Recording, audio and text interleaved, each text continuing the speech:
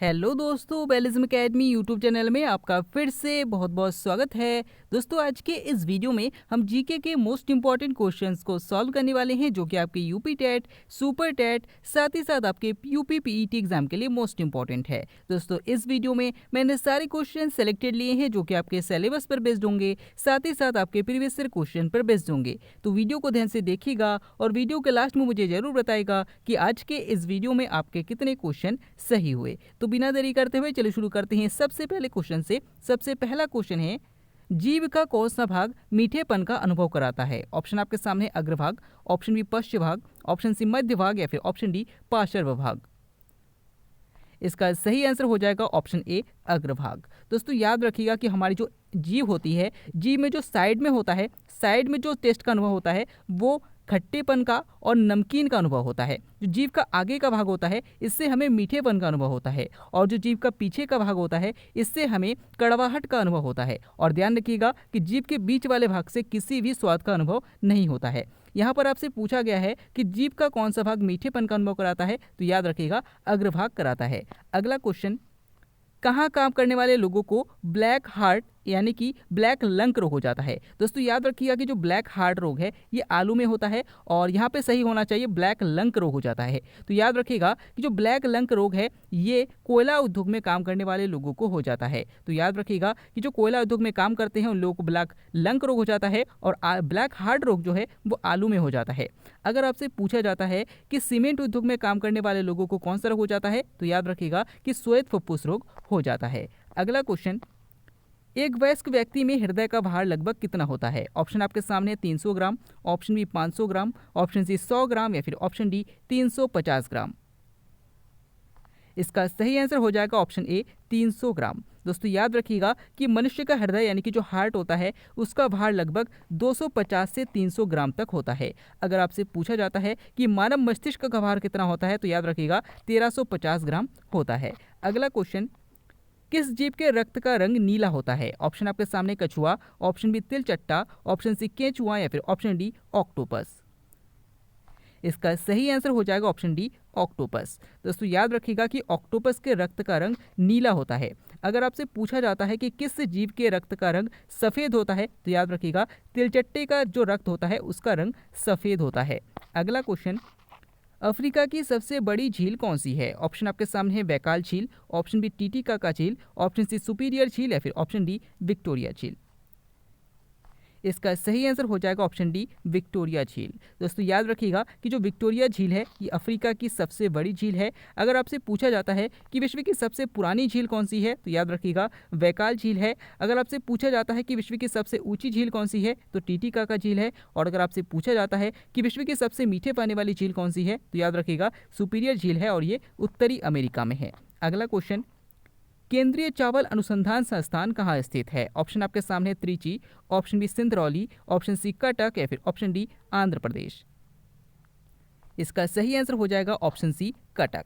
दोस्तों, याद रखिएगा कि केंद्रीय चावल अनुसंधान संस्थान जो है वो कटक में है, जो कि उड़ीसा में है। अगर आपसे पूछा जाता है कि केंद्रीय केला अनुसंधान संस्थान कहाँ है, तो याद रखिएगा तमिलनाडु के त्रिची में है।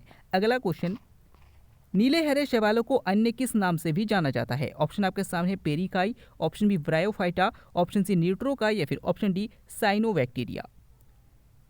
इसका सही आंसर हो जाएगा ऑप्शन डी साइनोबैक्टीरिया। दोस्तों, याद रखिएगा कि साइनोबैक्टीरिया को नीले हरे शैवाल के नाम से भी जाना जाता है। अगर आपसे पूछा जाता है कि नीले हरे शैवाल यानी कि जो साइनोबैक्टीरिया होते हैं ये उत्पादक होते हैं कि उपभोक्ता होते हैं, तो याद रखिएगा कि ये उत्पादक होते हैं। अगर आपसे पूछा जाता है कि पादप जगत का उभयचर किसे कहा जाता है, तो याद रखिएगा ब्रायोफाइटा को कहा जाता है। अगला क्वेश्चन, धनुष टंकार नामक बीमारी से बचाव के लिए कौन सा इंजेक्शन लगाया जाता है? ऑप्शन आपके सामने है ATS, option B BCG, option C glucose या फिर ऑप्शन डी पोलियो। इसका सही आंसर हो जाएगा ऑप्शन ए एटीएस। दोस्तों, याद रखिएगा कि जो टेटनस की बीमारी होती है इसी को धनुष टंकार बीमारी कहते हैं, और ये बहुत खतरनाक होती है, ये जानलेवा होता है। अगर आपसे पूछा जाता है कि एटीएस का फुल फॉर्म क्या होता है, तो याद रखिएगा कि एंटी टॉक्सिन सीरम होता है। अगला क्वेश्चन, दुधवा राष्ट्रीय उद्यान किस राज्य में है? Option Kerala, option B Madhya Pradesh, option C Rajasthan या फिर ऑप्शन डी उत्तर प्रदेश।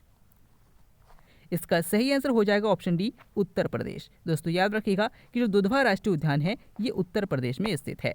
अगला क्वेश्चन, संशोधित वन नीति कब आई थी? ऑप्शन आपके सामने 1894, ऑप्शन बी 1952, ऑप्शन सी 1988 या फिर ऑप्शन डी 1986। इसका सही आंसर हो जाएगा ऑप्शन सी 1988।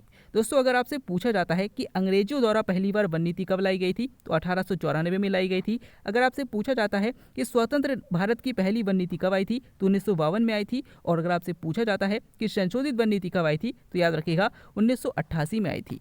अगला क्वेश्चन, कौन सी मृदा चाय उत्पादन के लिए सर्वाधिक उपयुक्त मानी जाती है? ऑप्शन आपके सामने जलोढ़ मिट्टी, ऑप्शन बी काली मिट्टी, ऑप्शन सी लाल मिट्टी या फिर ऑप्शन डी लेटराइट मिट्टी।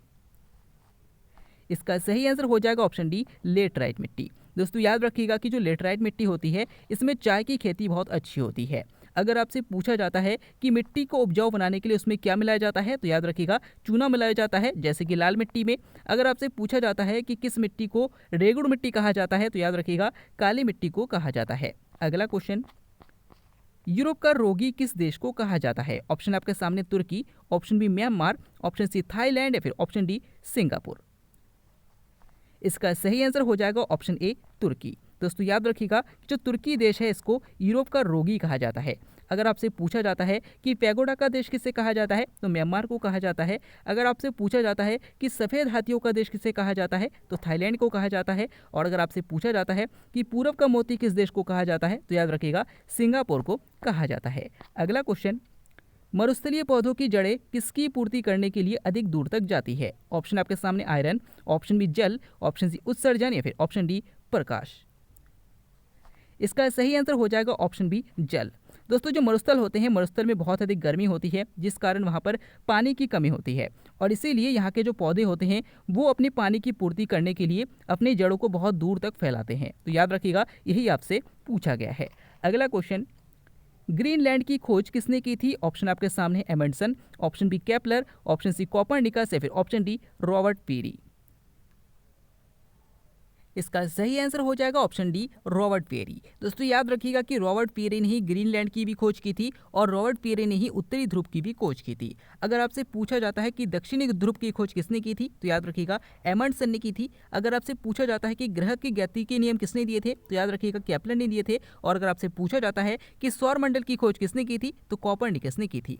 दोस्तों याद रखिएगा कि जो ग्रीनलैंड है ये विश्व का सबसे बड़ा द्वीप है। और अगर आपसे पूछा जाता है कि विश्व का सबसे बड़ा द्वीप समूह कौन सा है, तो याद रखिएगा इंडोनेशिया है। तो दोनों क्वेश्चन भी इंपॉर्टेंट है, याद रखिएगा। अगला क्वेश्चन, भारत में लोकपाल अध्यक्ष की नियुक्ति कौन करता है? ऑप्शन आपके सामने प्रधानमंत्री, ऑप्शन बी उपराष्ट्रपति, ऑप्शन सी राष्ट्रपति या फिर ऑप्शन डी महान्यायवादी।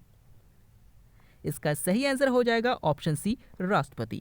दोस्तों याद रखिएगा कि जो राष्ट्रपति है इनके द्वारा ही लोकपाल के अध्यक्ष की नियुक्ति की जाती है। अगर आपसे पूछा जाता है कि लोकपाल विधेयक कब पारित हुआ था, तो याद रखिएगा 2013 में पारित हुआ था। और अगर आपसे पूछा जाता है कि पहले लोकपाल कौन बने भारत के, तो याद रखिएगा पिनाकी चंद्र घोष।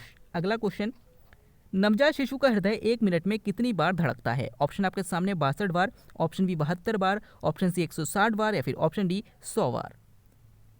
इसका सही आंसर हो जाएगा ऑप्शन सी 160 बार। दोस्तों याद रखिएगा कि जो नवजात शिशु होता है इसका हार्ट 1 मिनट में 160 बार धड़कता है।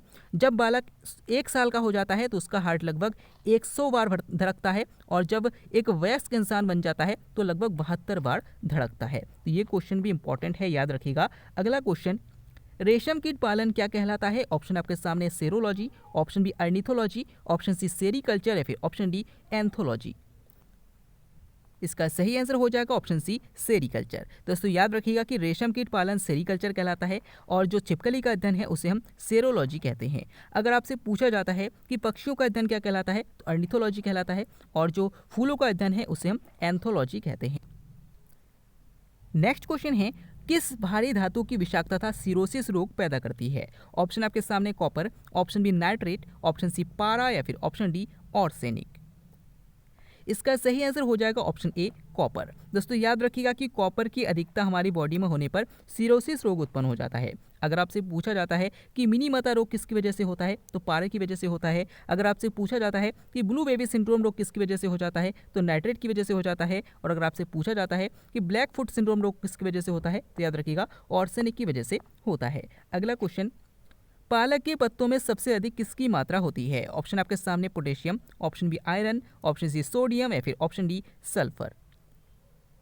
इसका सही आंसर हो जाएगा ऑप्शन बी आयरन। दोस्तों याद रखिएगा कि पालक के पत्तों में सबसे अधिक आयरन की मात्रा होती है, इसीलिए डॉक्टर हमें जब हमारे अंदर आरबीसी की कमी हो जाती है तो पालक खाने की सलाह देते हैं। अगला क्वेश्चन, अंगूर में कौन सा अम्ल पाया जाता है? ऑप्शन आपके सामने फॉर्मिक अम्ल, ऑप्शन बी टार्टरिक अम्ल, ऑप्शन सी मैलिक अम्ल या फिर ऑप्शन डी एसिटिक अम्ल।